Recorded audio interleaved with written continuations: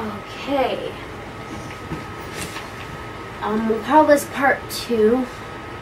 We're on question number 4. Why do you consider your mom your closest friend? I consider my mom my closest friend because she's the only person who has never hurt me. She is the single person who has never torn me down to watch me fall or made me suffer because they thought it was funny, or just completely degraded me because I was nothing to them. And I guess I trust her because why would she do that? I mean, she is my mom. I mean, that sounds wrong because there are moms, I guess, who do that, but I'm really thankful for the mom that I have. I'm thankful every day that she's here with me. I am even thankful for her when she's in a bad mood, and I love her so much. I would never give her up for anything. She is my best friend, and if you don't understand, I guess it's really hard to explain. There really isn't much else to it.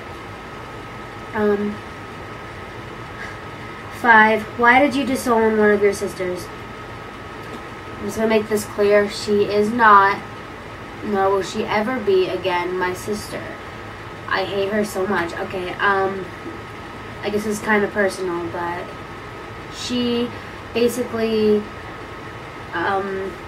she made up a lie about my father that got my whole family destroyed to the point where we weren't allowed to see my dad, and we weren't allowed to have any contact with him at some point, and she just ruined everything. She ruined his life because she wanted to be number one to my mom. And when my mom didn't pick favorites, she had to put up a fight about it. She just... I will never feel anything towards her, ever, again. I don't actually know if I felt anything towards her to begin with. She was always mean to us. She constantly would hurt us, physically abuse us, and verbally more than anything. I hate her. I hate her so much. I hate her almost more than anything, but I'm not going to rant about it. It's just, that's what it is. 6. You have a cutting disorder, correct? How did that... Okay, that was weird.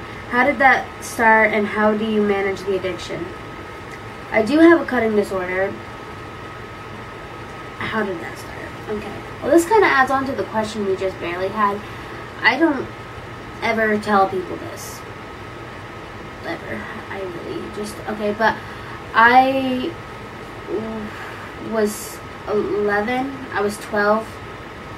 It was the summer that I was 12, I believe, before I went into the junior high, and that sister that I was just talking about, I do not consider her my sister, but there was a lot of family issues going on, and it was very hard for me. I'm a very emotional person, and I couldn't take it, and I told her I couldn't take it. And she told me, she went downstairs into the kitchen, and she got me a knife and told me, she came back upstairs and she told me that I needed to go into the bathroom and make myself bleed and not to come out till I was bleeding. And I guess, I don't know how that really, I don't know why I listened. I don't know why I thought that it was going to make anything better, but I guess I regret it, but I don't really know that I could have changed it because she had a very strong effect against me because I was afraid of her. I'm not going to cry about this. Okay. But that's the reason why I started. It started like that, and then I was addicted to it. After that, I felt like I needed it to get by, and I thought that every time I hurt someone else that I needed to make sure that I hurt just as bad, if not worse. It wasn't even, I don't even feel like it made me feel better. I think it just made me feel like I got what I deserved. And that's really, I don't know, how do I manage this addiction? One day I just woke up and I was like, I can't be doing this anymore.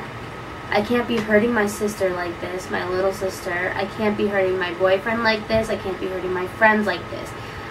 I can't be hurting my mom like this. What if one time I cut just too deep? Just one time it was too deep and it killed me. What would my mom think of that? What would my friends think of that? What would my little sister think of that? Would she think it was okay? I never want anyone to have to go through what I've been going through.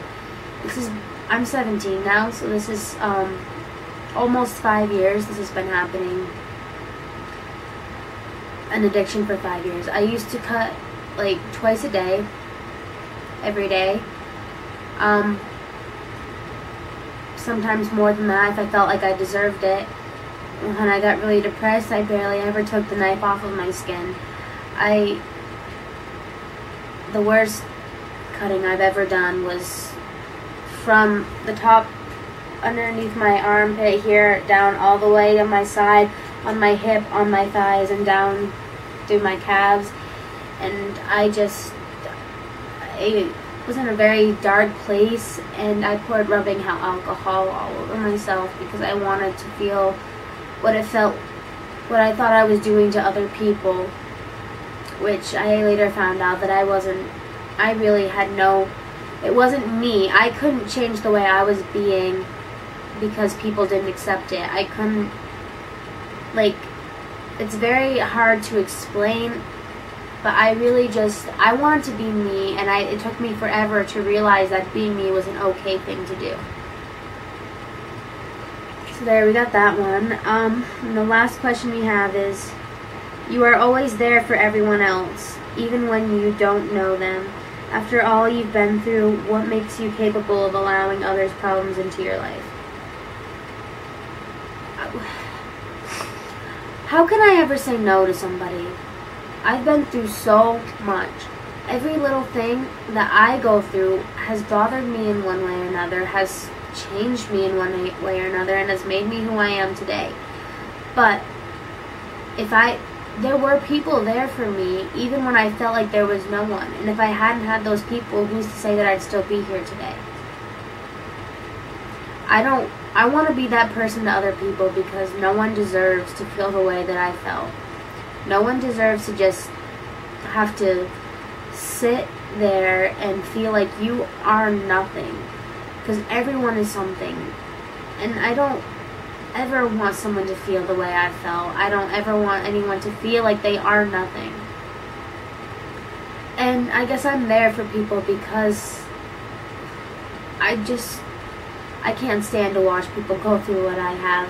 I can't stand to watch people go through things I haven't gone through. If it's a struggle to them, if it's difficult, if it hurts them, it's painful for me to watch and just see how people have to react in those situations. And I want people to know that I'm going to be there for them. I want people to be able to turn around and be like, oh, at least I know I can trust Tasha.